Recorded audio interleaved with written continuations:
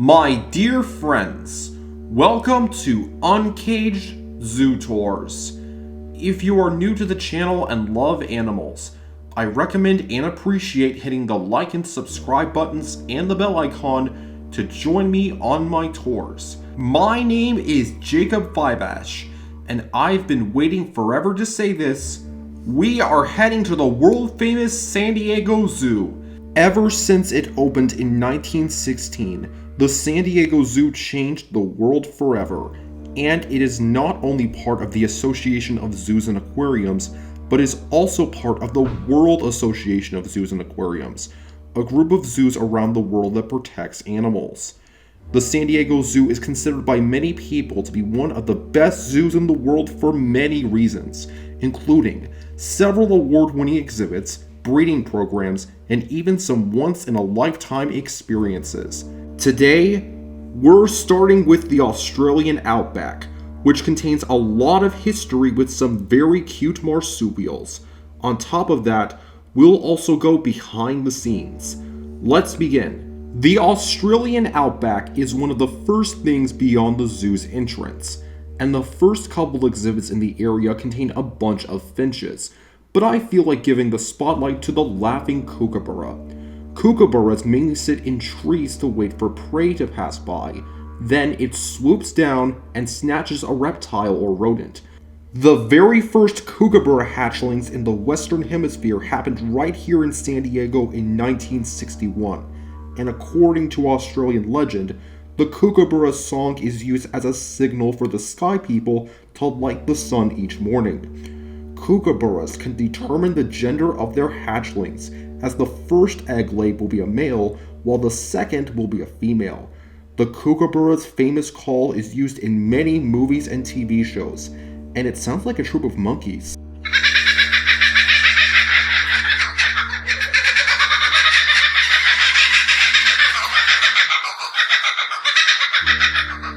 You might also see wombats, but I'm disappointed that the zoo no longer has Tasmanian devils. To make up for that, we'll be heading to see another marsupial. And now, one of the reasons why you're watching this Uncaged Zoo tour. Our first koalas.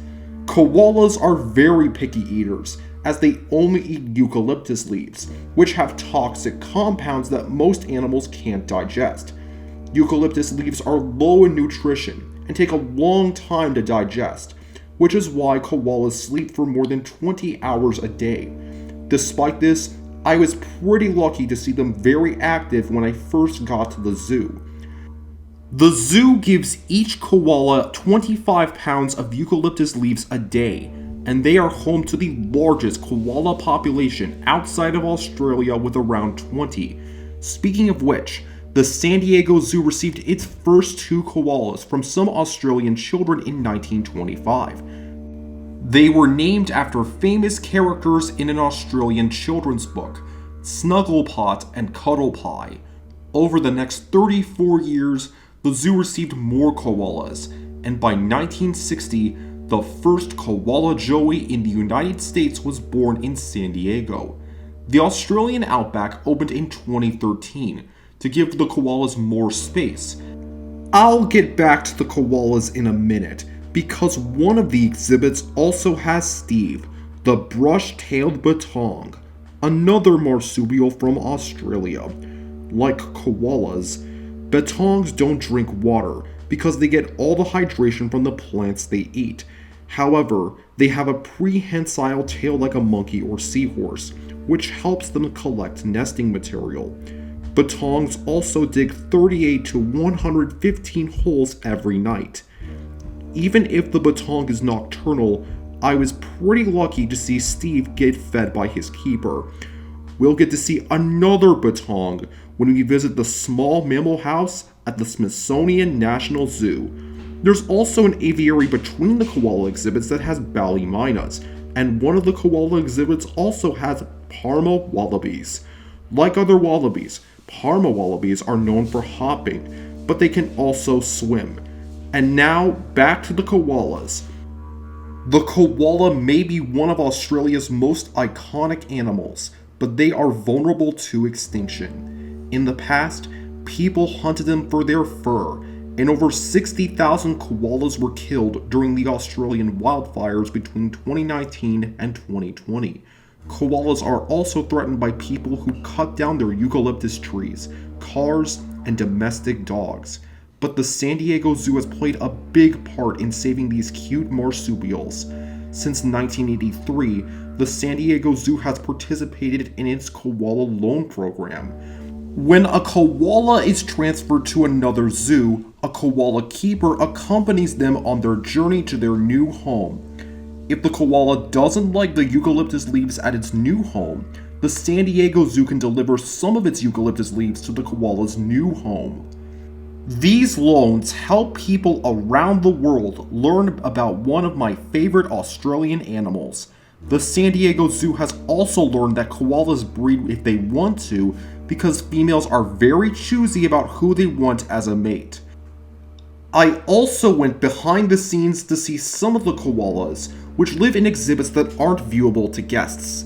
This is Omeo, one of the zoo's male koalas.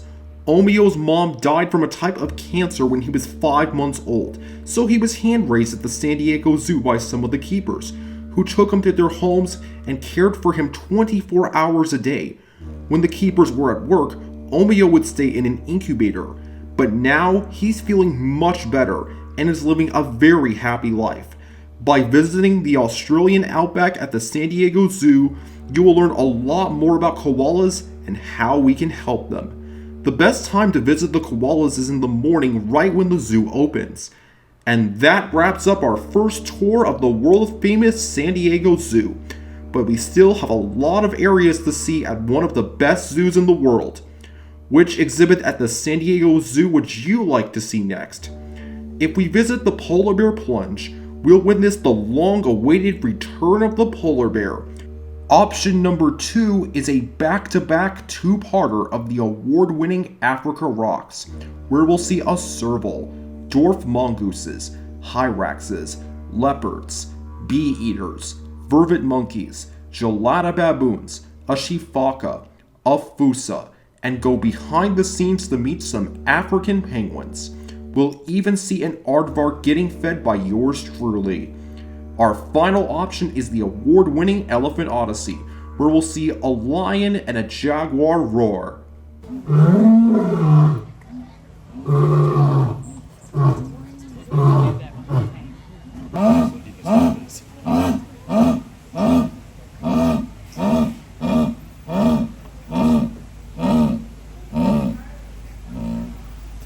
See a guanaco getting fed by yours truly. See some baby capybaras, along with African elephants, camels, tapirs, dik-diks, and a California condor.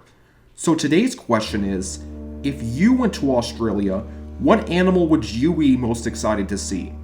Thank you for watching my videos, and I'll see you next time. You're smart, creative, and kind.